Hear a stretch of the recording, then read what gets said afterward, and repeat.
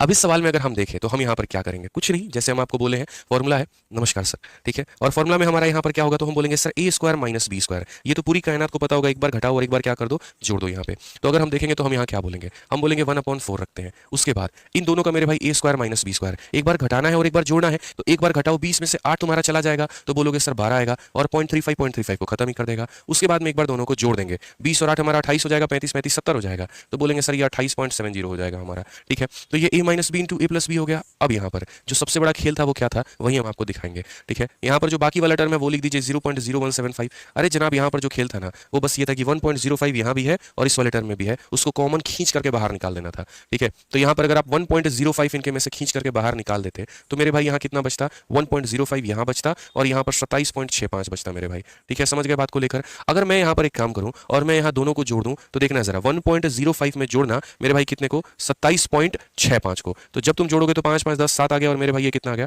28.70 आ गया। तो क्या यहाँ पर इसको मिटा करके 28.7 नहीं लिख सकते हम, तो बोलोगे हाँ सर लिख सकते हैं। तो इसको मिटा करके 28.7 लिखो ना यार, क्यों इतना कष्ट कर रहे हो। तो यहाँ पर जब लिखोगे 28.7 तो किसी ने तुम्हें रोका है, ये बताओ, ये पूरा टर्म इस पूरे टर्म को खा पी के खत्म कर देगा, ठीक है। उसके बाद में यहाँ पर और क्या क्या संभावनाएं हो सकती हैं।